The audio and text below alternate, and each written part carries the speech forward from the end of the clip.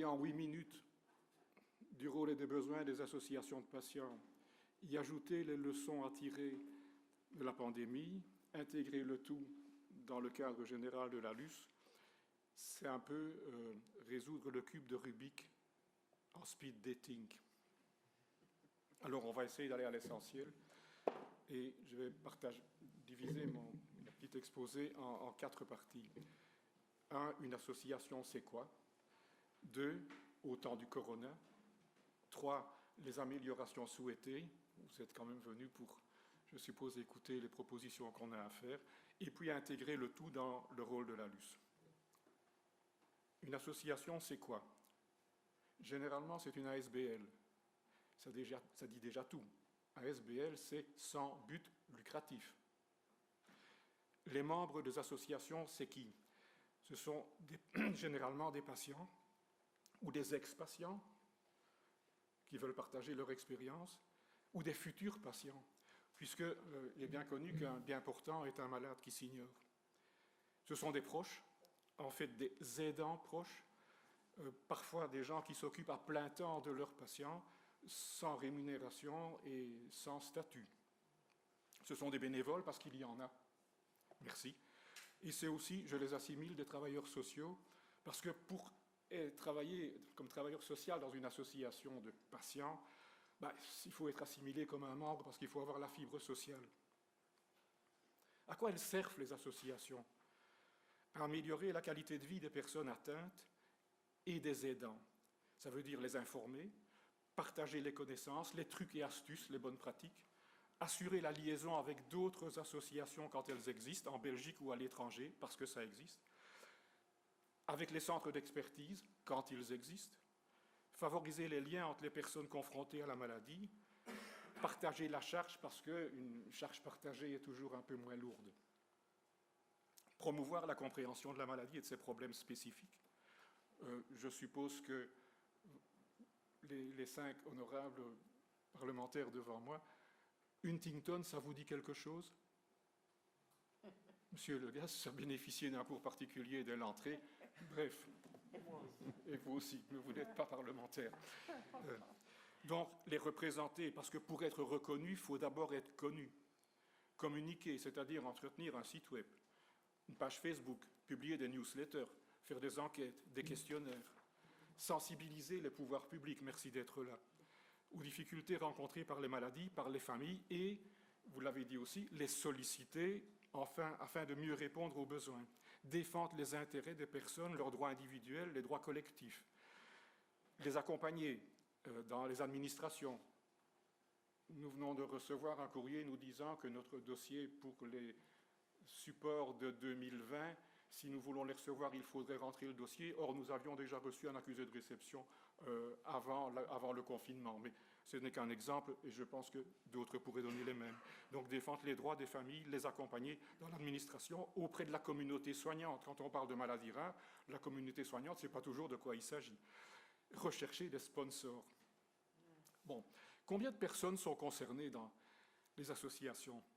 Pour se faire une petite idée, la Belgique compte 3 millions de malades chroniques. 27% de la population en Belgique est malade chronique, et c'est la même chose dans toute l'Europe.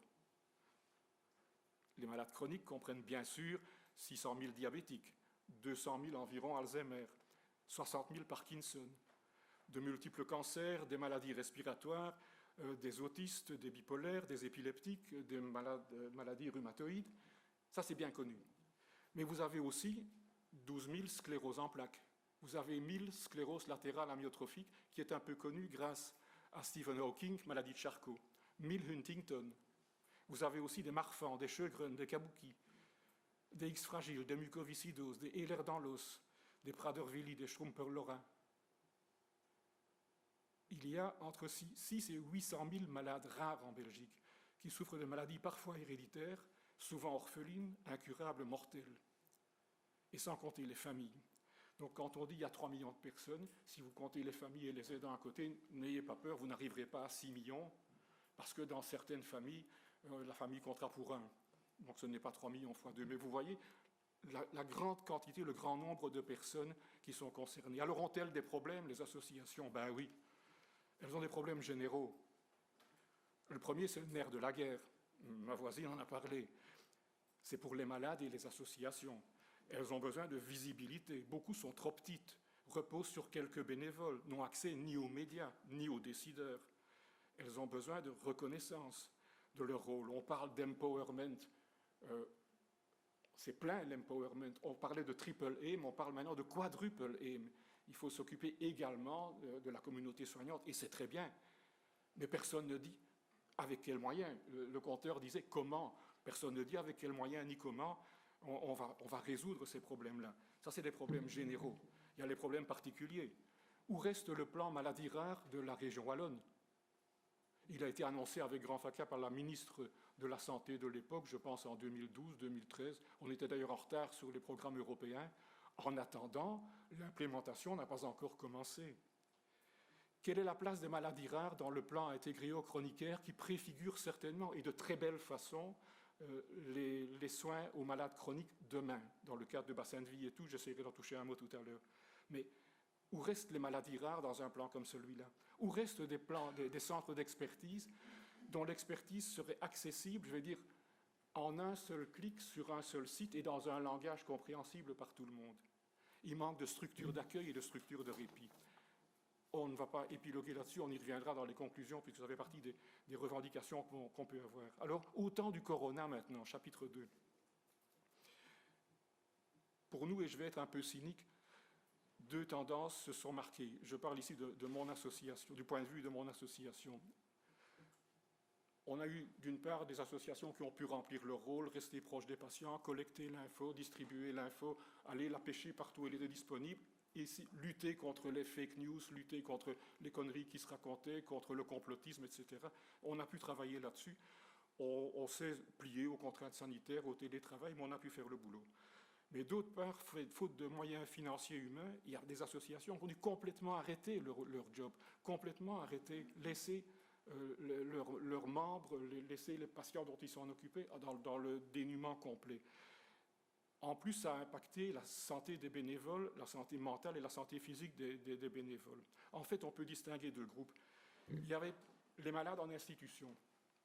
Alors, les malades en institution, je parle du point de vue des malades Huntington, et c'est très cynique par rapport à ce que j'ai entendu dire de mes collègues, mais nous, on n'a pas eu de problème.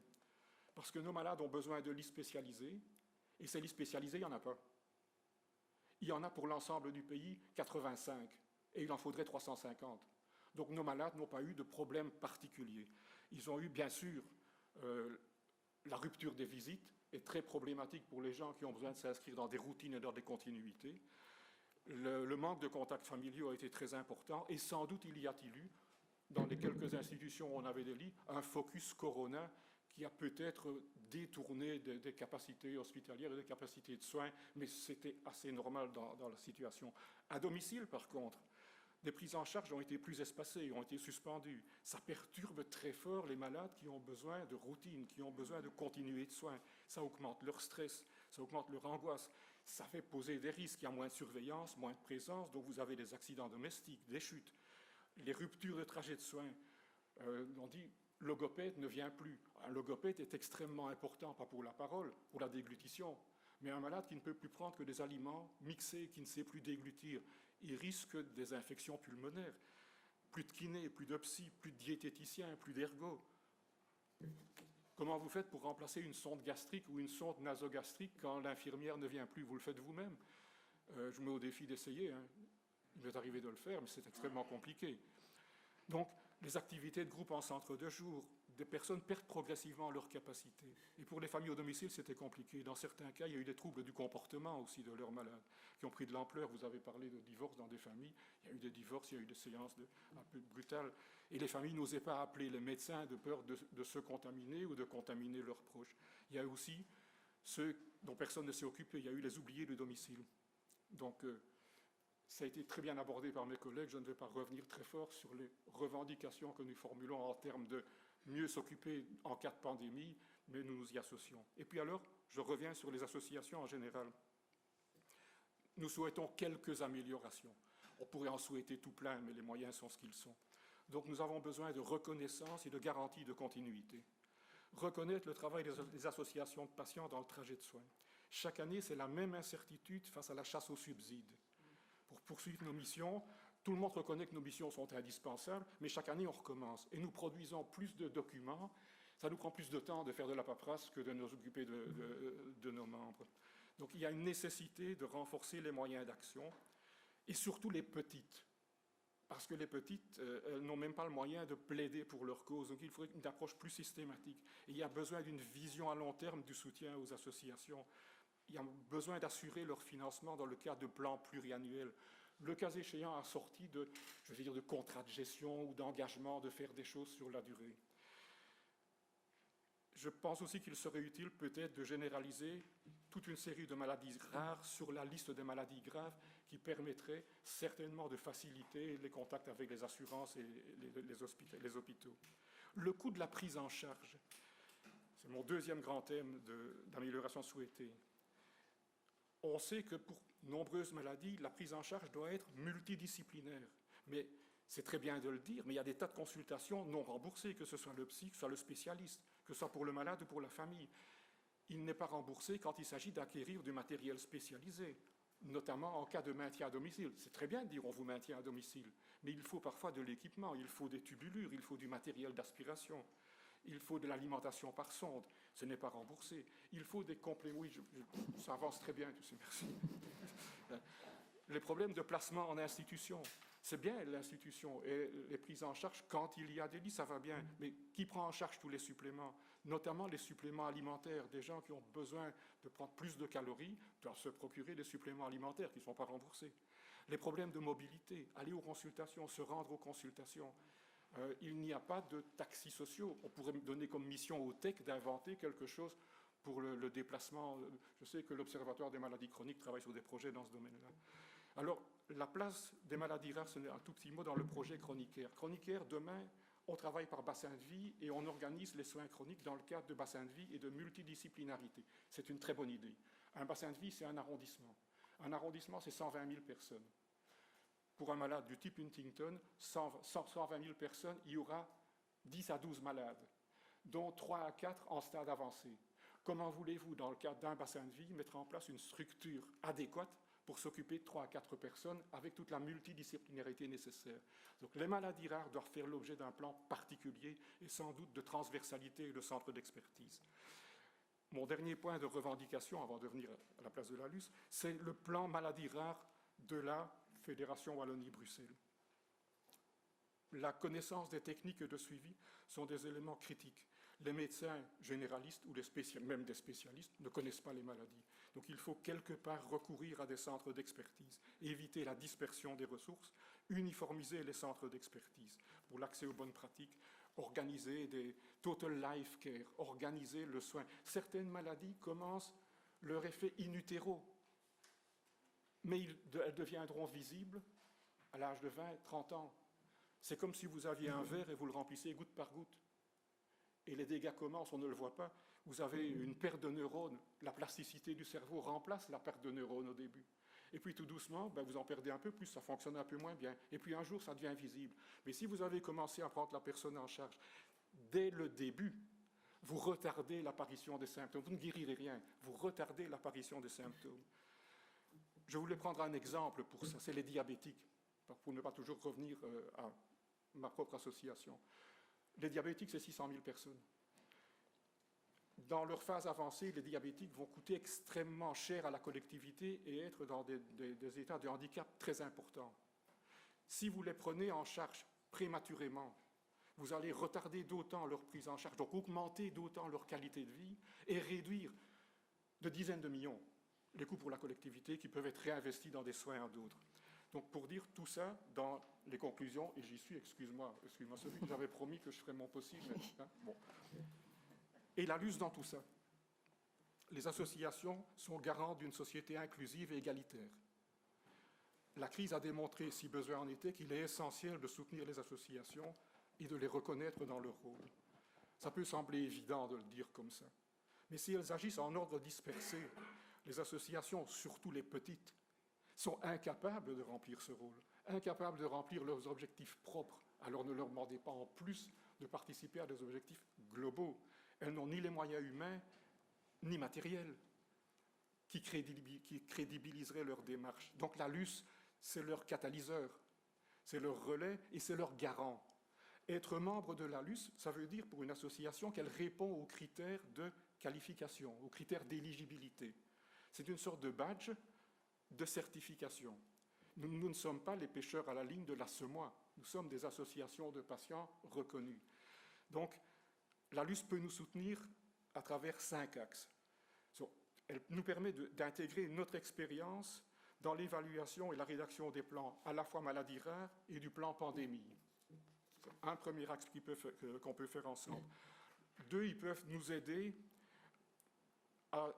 on a besoin pour fonctionner d'être renforcés financièrement. C'est notre deuxième demande, de renforcer financièrement le soutien à la LUS et aux associations de patients pour que nous puissions gérer les conséquences de la crise sanitaire et développer ce que nous faisons déjà, pérenniser ce que nous faisons déjà.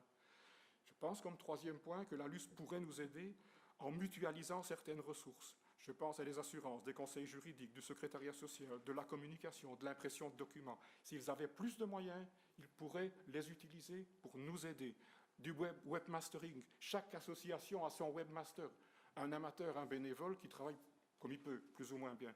Le quatrième axe selon lequel la LUS peut nous aider, c'est a besoin d'être sécurisé par des procédures officielles, le rôle de la LUS, le rôle des associations. Qu'on ne tourne pas en rond, qu'on sache une association, elle existe, elle est validée, elle a ses règles, elle a sa charte, eh bien elle fonctionne et elle est pérennisée.